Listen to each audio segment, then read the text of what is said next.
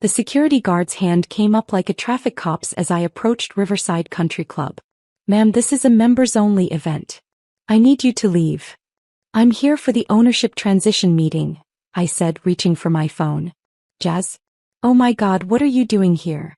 My sister Melissa's voice cut through the air, sharp with amusement. She emerged from the clubhouse in head-to-toe Lilly Pulitzer, her tennis bracelet catching the sunlight. Behind her, my mother and brother followed, dressed in country club pastels. "I have a meeting," I said simply. Melissa laughed, that tinkling sound she'd perfected over years of junior league brunches. "A meeting? Jazz, this is the ownership announcement. The club was sold to some tech consortium. This is for members and stakeholders only." She turned to the security guard with exaggerated patience. "I'm so sorry. This is my sister. She gets confused about these things." "I'm not confused, Melissa." "Honey," my mother stepped forward, condescension wrapped in concern. "This is embarrassing. You can't just show up to exclusive events. This isn't one of your little coding meetups." The security guard looked uncomfortable. "Ma'am, I need you to leave the premises." My brother Trevor joined in, his voice urgent. "Jazz, don't make a scene. You're going to get escorted out and it'll reflect badly on all of us. We have a reputation here." "I have an invitation," I repeated. Melissa didn't even look. "Those spam emails aren't real invitations, sweetie." God, remember when she thought she was invited to the governor's ball? She dissolved into giggles. "That was 7 years ago and I was 23. "And you still haven't learned," Trevor muttered. "Look, these are serious business people. The new ownership group paid $47 million for this club. They're not here to talk about apps." My father's voice boomed across the parking lot. "There's my family." He strode over in golf attire, face ruddy with satisfaction. "Melissa, your mother tells me you've been nominated for the social committee. Trevor, I heard Hutchinson might make you VP. Excellent work, son." He glanced at me, his smile flickering. "Jasmine. What a surprise." "She thinks she's supposed to be at the meeting," Melissa stage whispered. My father's expression shifted to familiar pity and irritation. "Jasmine, this really isn't appropriate. I know you're looking for networking opportunities for your computer hobby, but you can't crash country club events. The new owners are major players in the tech industry. Real tech industry, not just websites. You're out of your depth." "That's because you've never asked what I do," I said quietly. "Oh, don't start with the victim routine," Trevor groaned. "We've asked. You give vague answers about data security and cloud infrastructure. None of us understand tech speak. That's not our fault. I offered to explain at Thanksgiving. You told me to stop boring everyone." "Because you were," Melissa exclaimed. "Nobody wants to hear about servers at family dinner. Read the room, Jazz." The security guard shifted. "Ma'am, I'm going to have to call." "Call Thomas Brennan," I said calmly. "The general manager. Tell him Jasmine Park is here." My family exchanged glances that said I'd finally lost it. "Just stop," my mother hissed. "You can't just drop his name like you know him." "I do know him. We've been in meetings for 3 months. Melissa's laugh was cruel. "Meetings? Right. Did you fix his computer? That's not the same as knowing someone professionally." The security guard spoke into his radio. "I have a Jasmine Park claiming to be invited to the ownership meeting. Can someone verify?" Static, then a crisp voice. "Jasmine Park? Send her directly to the grand ballroom immediately. She's expected." The silence was beautiful. The guard's demeanor transformed. "I apologize, Ms. Park. Please go right in. They're waiting for you." My family stood frozen. "There must be some mistake," my father said, but his voice had lost certainty. "No mistake, sir," the guard said. "Miss Park is cleared." I walked toward the entrance. Behind me, my mother's urgent whisper. "How does Jasmine know Thomas Brennan?" They followed at a distance, confidence shaken but not broken. The grand ballroom was magnificent. Crystal chandeliers, floor-to-ceiling windows overlooking the 18th hole, 200 people representing old money and new. Thomas Brennan stood near the front, silver-haired and distinguished. When he saw me, his face lit up. "Jasmine. Excellent. We're about to start." He gestured forward.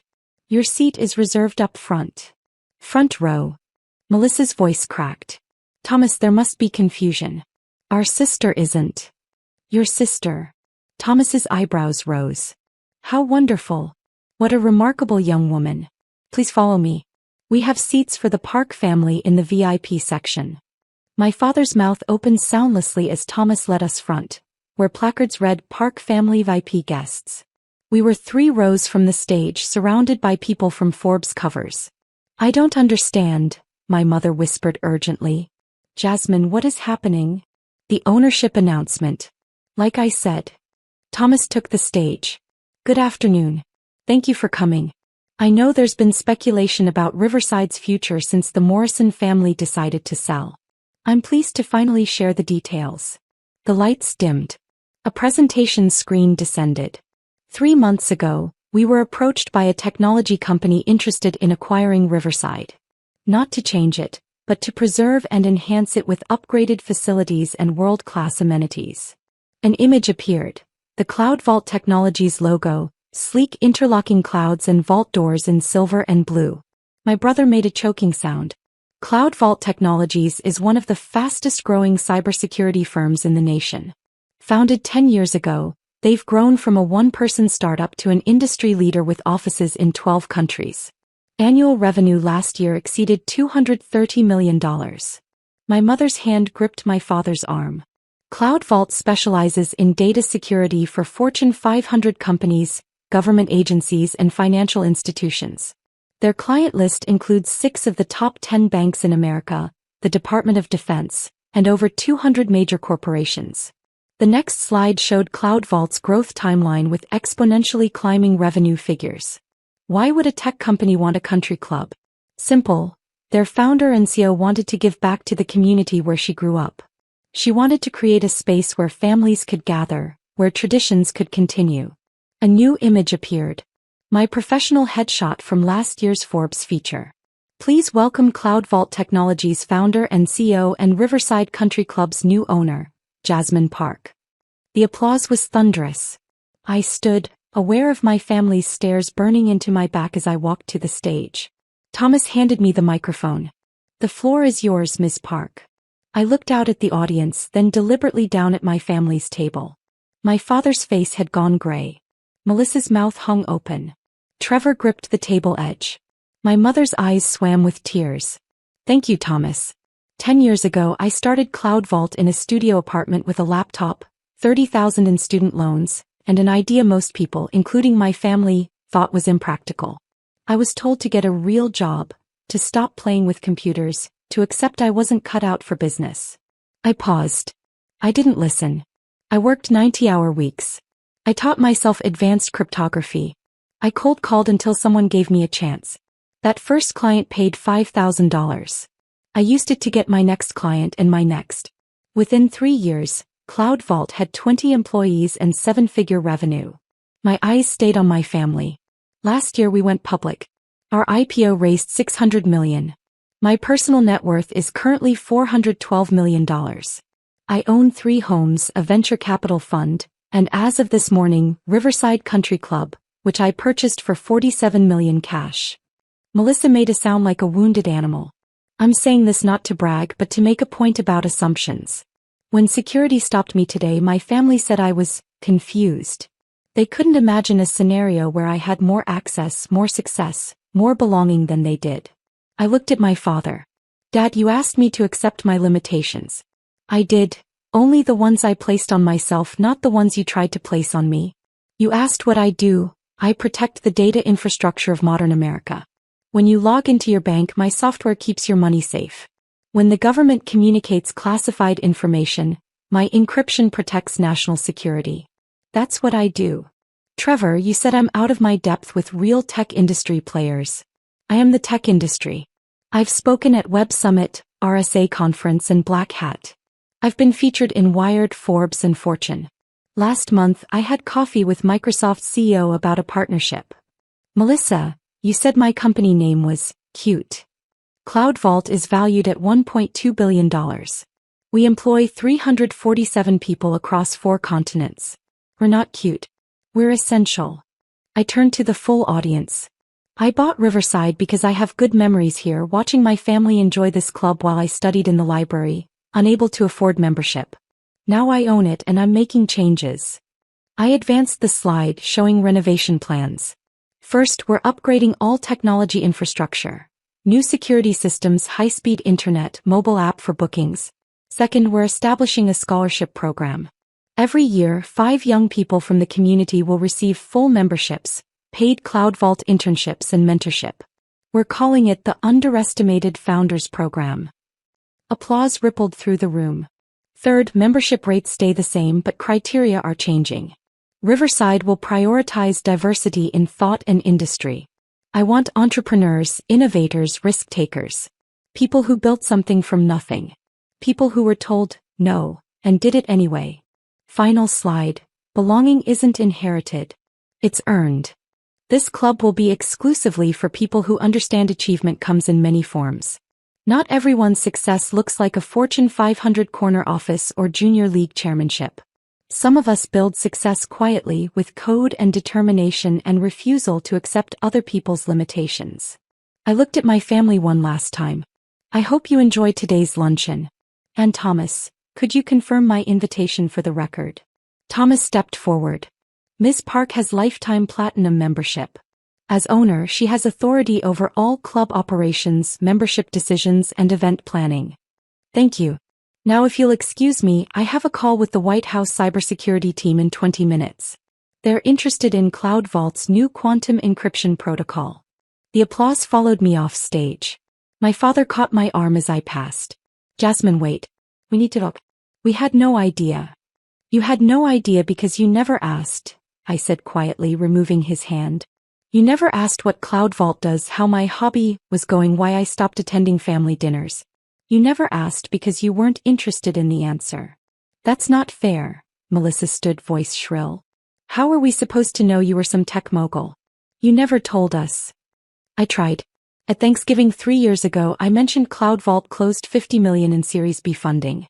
Trevor told me to stop making up numbers. At Christmas 2 years ago, I invited you to our anniversary gala. Mom said she didn't want to spend her holiday at a networking event. Last Easter, I mentioned going public. You changed the subject to Melissa's new car. My mother's tears flowed freely. Jasmine, please. We made mistakes. But we're family. This doesn't have to change anything.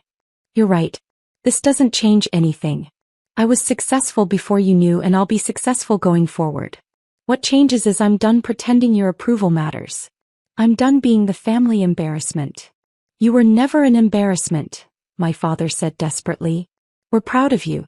Always were. No, you weren't. But you will be now, in public where people can see.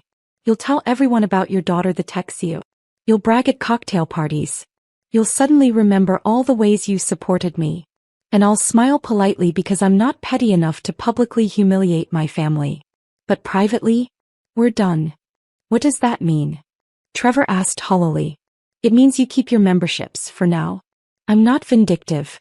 But no family discounts or special treatment. You pay like everyone else.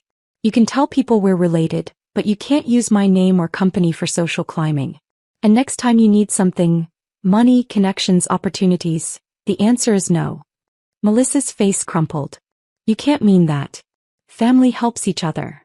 Exactly. Which is why it's notable you never helped me. Never invested in Cloud Vault when I was bootstrapping. Never introduced me to business contacts when I was networking. Never showed up when I won Entrepreneur of the Year. You didn't help when I had nothing to offer. So I'm under no obligation to help now that I have everything. Thomas appeared at my elbow. Miss Park, your call? Of course. I looked at my family one final time. Enjoy the luncheon. The crab cakes are excellent. I made sure we kept the Morrison family recipes. Some traditions are worth preserving. Others aren't. I walked away, leaving them frozen. Behind me, my mother's voice, thick with tears, $400 million. Our daughter has $400 million and we didn't know. Thomas walked me to the private office. That was quite the reveal. How are you feeling? Relieved. I've been dreading this moment for months. Better to control the narrative. They seemed genuinely shocked. They were. They built an identity around being the successful Park family, with me as the unfortunate outlier. Reality will be hard for them. We reached the office, beautifully appointed with mahogany and leather. My laptop was set up, White House call queued. Will you reconcile eventually? Thomas asked gently. I considered it. Maybe. If they put in work to actually know me, understand what I do and why it matters. If they can be proud of who I am, not just what I've achieved. But that's on them. I spent 10 years trying to earn their respect. I'm done performing. For what it's worth, I think they're starting to realize what they lost. That's not my problem to solve anymore. He nodded and left. As I connected to the secure line and heard White House staffers greeting me, something settled in my chest. This was my life. Briefings with government agencies, negotiations with Fortune 500 CEOs, decisions affecting hundreds of employees and millions of users. My family's opinion hadn't changed any of that. Their sudden pride wouldn't either.